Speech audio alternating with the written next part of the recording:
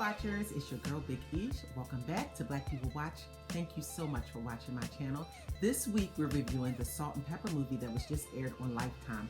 Let's get into it. Okay, so some things might look a little familiar around here. I got my old setup back because I was having a little bit of technical difficulties with the green screen, but it's all good. Your girl is here. And I had to watch this movie, the most anticipated Black girl movie of the year, or one of the most. It's the Salt and Pepper movie that aired on Lifetime over the past weekend. I did get a screening of this movie, but I didn't get a chance to watch it, so I did have to watch it with everybody else over the weekend. And we're going to get into it. Now, I'm not going to go over too much of the plot. I really can't stand when people do that. I'm not going to walk you through the movie. The movie was 3 hours long. I want you to go back and watch the movie because we got a lot to discuss. I mean, they did my girl Cinderella wrong, and we need, to air out some of our grievances with this movie. So if you haven't seen it, go watch it, come back, let's talk. All right, so let's get into the plot. Salt and Pepper will tell the story of the nursing students, Cheryl Salt James and Sandra Pepper Denton, who fell into the world of rap and hip hop after recording for a friend's school project. Okay, this movie was directed by Mario Van Peebles, and you see him in the movie as Salt's preacher in the movie. So he is the director. The movie was written by Abdul Williams. You might know him because he wrote the 2017 New Edition movie, which we all loved. I mean, it took us back to our childhood. And he also wrote the Bobby Brown story of 2018. And we all love that too. These are great stories of lives told, biopics, however you want to say it. They were really good, and he did a great job telling those stories. I don't think that he did as of a good job as he did with the New Edition story and the Bobby Brown story here. And again, like I said before, I'm not going to go through every detail of the movie because the movie was 3 hours long. Fortunately, I recorded it and I didn't have to sit through all those commercials. And I mean, there were a lot. I don't know if I would have been able to sit through the entire movie without skipping through the commercials, but I did get through it. And I have to say, there were some things that were revealing to me in this movie that I didn't know. Sandy and Cheryl meet each other at community college where Cheryl is handing out applications, and Sandy, takes one. They link up at work, and they're having just the time of their lives. They become best friends at work, very much so like me and my present best friend. We met at work when we were young, and Sandy was the wild one, which probably would be me, and Cheryl would probably be the more reserved and laid back one, which is more like my best friend Tay. Shout out to Tay. They were in a call center and they had the time of their lives. We realized that this is where they met Martin, and this is also where they met Kid and Play. They all worked in the same call center working for Sears, and they sold warranties, which is a great job for somebody young coming out of their 20s. It was something that we all did, worked in the call center. We've all done that, so I can relate to that. We find that they make a promise to each other because Martin is trying to be a comedian, Kid and Play are trying to be rappers, and so is Cheryl and Sandy. So, they make a promise to each other, like whoever makes it, you'll pull the other one in. And it's so funny that they all became very successful. As it goes with casting, I'm not sure who did the casting on this movie. I felt like Salt was pretty spot on. Layla Olden played Salt. Her voice was very spot on. Salt has a very distinct voice, and it's like no other, of course. And she kind of favored her. I really felt she favored her. Gigi Townsend, who was the star of the show, really shined in this movie. I think she carried most of the movie because if it wasn't for her character, it would have been very, very boring. She really played a vibrant young Pepper, and you could tell that Pepper was just so full of life. She didn't care about anything. She was very impulsive. She would, have fun, and she wanted to party. She was very much a party girl. And I think that Gigi played that part very, very well. However, I don't think she favored Pepper at all. But you kind of forget about that because her character was so vibrant and you kind of fell in love with her. So, that was okay. I didn't mind it too much. Cleve Lamberto played Herbie Lovebug, and I thought that was a spot on cast. I mean, he really favored Herbie, and I think he played the part really well. Him and Pepper did not get along, and that was shocking to see that they did not get along. And he never liked her from the beginning. And sometimes people don't like you because you're on to who and what they are as a person.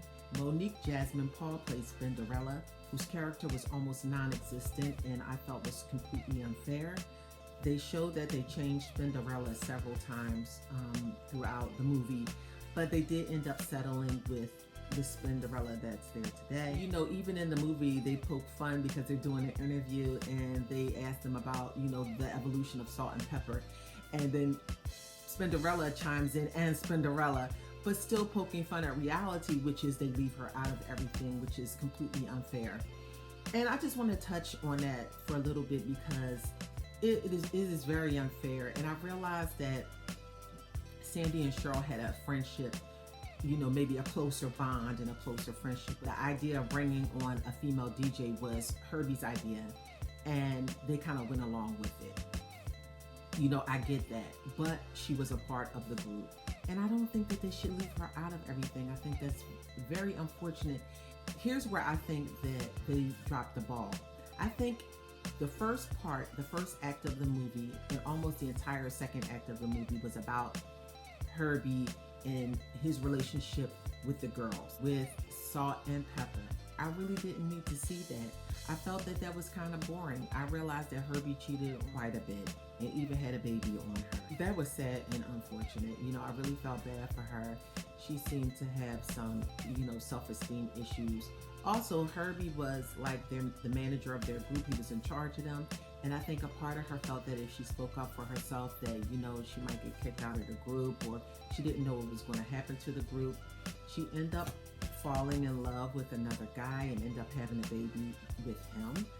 And, you know, they don't reveal at first who the baby father is. You don't know if it's Herbie's, you don't know if it's the new guy, but we end up finding out that it's her new love interest, Gavin.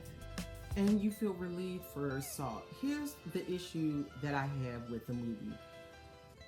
The wigs is number one. I don't know if they went to Tyler Perry Studios to get these wigs. These wigs were horrendous.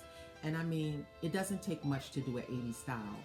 There are several actors and actresses who like totally change their appearance for a role.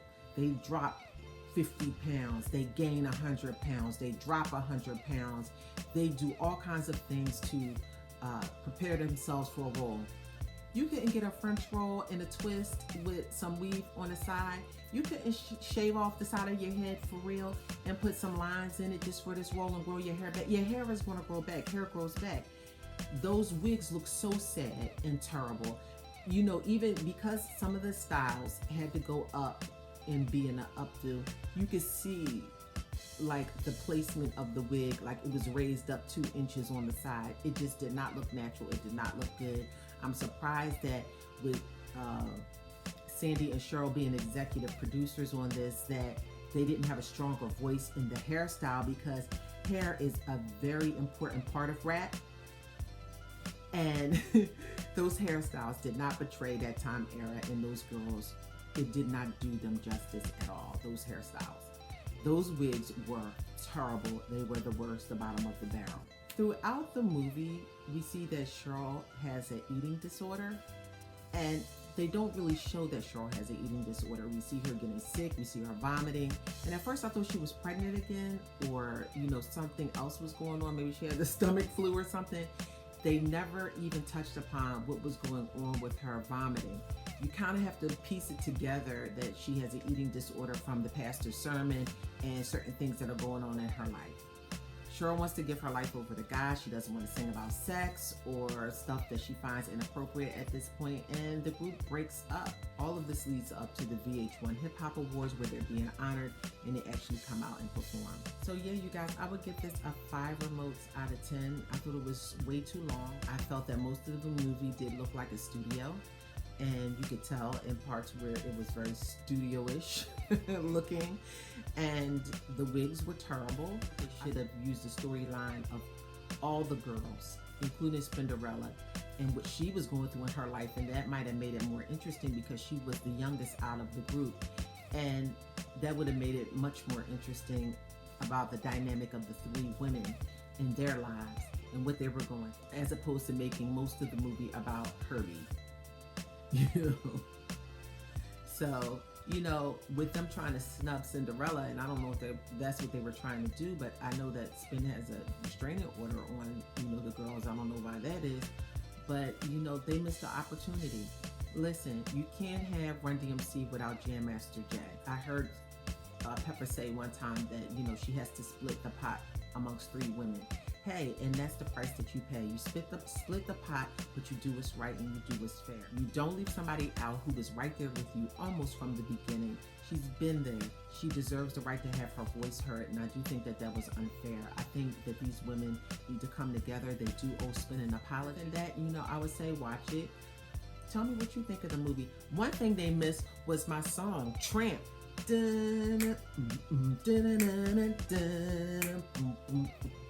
That's the best song. That was my favorite song. I could perform that at the drop of a hat, at school, anywhere. I would perform Tramp, What You Call Me. What you call me? The beat is murder. How you gonna forget Tramp?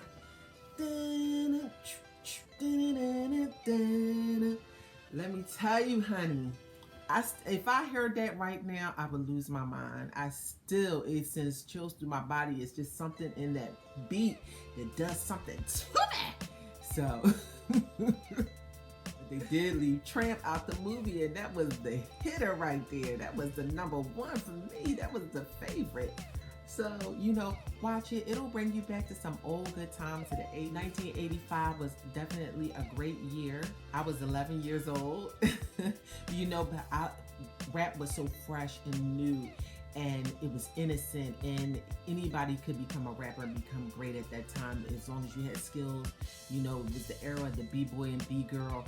You know, the 1980s, there will never be another decade like it. It was the best decade of all times, hands down.